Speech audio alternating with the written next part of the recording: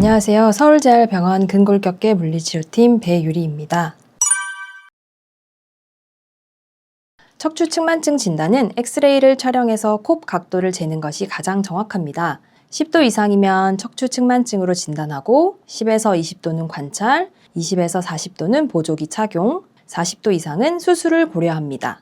척추 측만증은 휘어진 위치와 패턴에 따라 여러 가지로 나눌 수 있습니다. 흉추 측만증은 등뼈 부분이 옆으로 휜 경우이고 요추 측만증은 허리뼈 부분이 휜 경우입니다. 흉요추 측만증은 등뼈와 허리뼈로 이어지는 부분이 휜 경우를 말합니다. 마지막으로 복합성 측만증은 흉추와 요추가 서로 반대 방향으로 휘어 있는 경우로 주로 흉추는 오른쪽으로 요추는 왼쪽으로 휘게 됩니다. 뒤에서 봤을 때 반대 S자 모양을 이루게 됩니다. 단일 곡선의 측만증보다 양쪽 곡선 측만증이 균형 등의 문제로 관리와 치료가 더 까다로운 편입니다. 측만증 치료는 크게 보조기 착용, 수술, 그리고 운동으로 나눌 수 있습니다. 보조기는 측만 각도가 20에서 40도 사이일 때 권장되며 효과가 검증된 치료 방법입니다. 보조기는 그럼 얼마나 착용해야 할까요? 기본적으로 성장기가 끝날 때까지 하루 22시간 이상 착용하는 것이 권장됩니다. 보조기의 목적은 척추의 성장을 허용하면서 망곡을 교정하고 환자의 성장이 완료될 때까지 교정을 유지하여 망곡의 진행을 막아주는 것입니다. 그러므로 어려우시겠지만 최대한 오랜 시간 착용하는 것을 권해드리겠습니다. 수술은 척추 측만증이 심하게 진행된 경우에 고려합니다.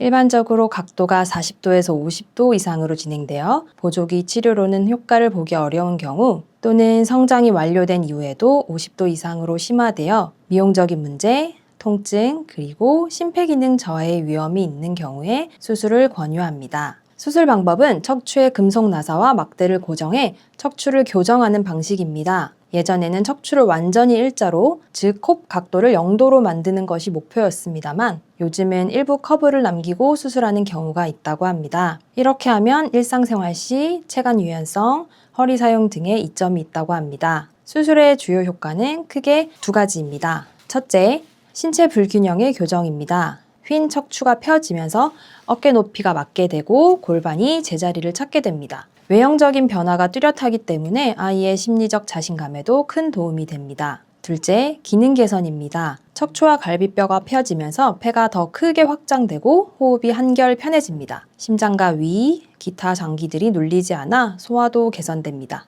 또 앉은 자세를 더 오래 유지할 수 있어 보호자의 돌봄 부담이 줄고 보호자의 70에서 80%가 수술 이후 아이가 일상생활을 더 편안하게 보내고 있다라고 응답한 연구도 있습니다. 따라서 의사와 상담을 통해 우리 아이의 상태에 맞는 치료 방법을 선택하여 적극적으로 관리하시기를 권해드리겠습니다. 지금부터는 매일매일 집에서 쉽게 실천할 수 있는 관리 방법을 알려드리겠습니다. 운동치료는 보통 병원 내 물리치료실에서 전문가가 진행하지만 가정에서도 부모님들이 따라할 수 있는 간단한 운동들이 있습니다. 첫째는 엎드린 자세에서 척추를 길게 늘려주는 이완 방법입니다. 먼저 아이를 엎드리게 한 다음 손을 교차하여 한 손은 골반 부위에 두고 다른 한 손은 날개뼈 주변 척추에 위치시킵니다. 그런 다음 손으로 척추를 살짝 아래쪽으로 눌러 압박을 가한 뒤 좌우로 부드럽게 벌려주면서 척추를 늘려줍니다. 마치 아침에 일어나 기지개를 켜듯 척추를 쭉 펴주는 느낌입니다. 이때 갑자기 힘을 주지 말고 천천히 길게 늘려주는 것이 중요합니다. 이렇게 하면 척추뼈 사이 간격이 벌어져 압박이 줄어들고 척추가 한쪽으로 기울어지는 힘을 조금이라도 완화할 수 있습니다. 또한 갈비뼈에 눌려있던 폐가 확장되면서 호흡도 원활해집니다. 둘째는 등이 튀어나온 쪽에 수건을 말아놓고 눕히는 방법입니다. 아이를 바닥에 바로 눕히고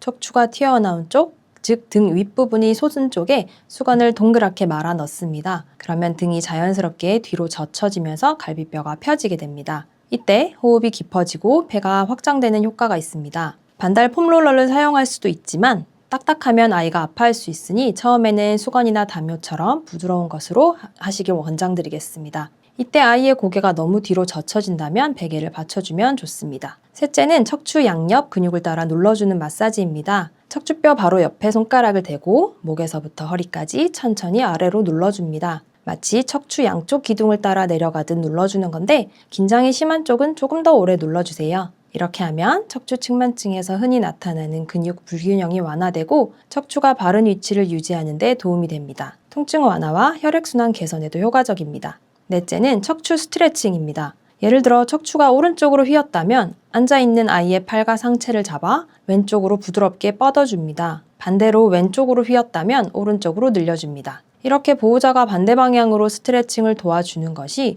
척추의 불균형을 완화하고 보다 대칭에 가까운 자세를 유지하는 데 도움이 됩니다. 다섯째는 골반 교정입니다. 척추 측만증이 있으면 골반도 틀어져 있는 경우가 많습니다. 아이를 옆으로 눕힌 상태에서 골반을 잡고 발 쪽으로 늘려주거나 팔을 위로 들어 올려 옆구리를 확장시키면서 골반을 펴주는 것도 도움이 됩니다. 만약 아이가 들숨과 날숨을 조절할 수 있다면 숨쉬기를 같이 하면 훨씬 더 효과적입니다. 골반이 제자리를 찾으면 척추 전체의 균형에도 긍정적인 영향을 줄 수 있습니다. 지금까지 말씀드린 운동들은 어디까지나 치료를 보조해주는 역할입니다. 신경학적 측만증은 진행 속도가 빠르기 때문에 집에서 하는 운동만으로는 척추 모양 자체를 되돌리기는 어렵습니다. 대신 통증을 덜어주고 유연성을 유지하며 호흡 기능을 보조하고 자세 불균형으로 인한 2차적인 문제를 예방하는 데 도움이 됩니다. 중요한 건 아이가 불편하지 않은 범위 내에서 부드럽게 시행하는 것입니다. 자가 운동을 시작하시기 전에는 병원에서 전문가와 상담한 뒤 우리 아이에게 맞는 방법인지 확인하시고 시작하시길 권장드리겠습니다. 장애아동의 척추 측만증은 단순히 척추가 휘는 현상의 문제가 아니라 호흡, 소화, 균형, 통증 등 전신 건강과 직결되는 질환입니다. 뇌성마비 아동은 특히 발생률이 높고 진행 속도도 빠르기 때문에 조기 진단과 관리, 치료가 중요합니다. 이 과정에서 우리 보호자분들이 꾸준히 지켜봐 주시고 틈날 때마다 조금씩 도와주시는 것만으로도 아이가 더 편안하고 건강하게 생활하는 데 도움이 될 것입니다.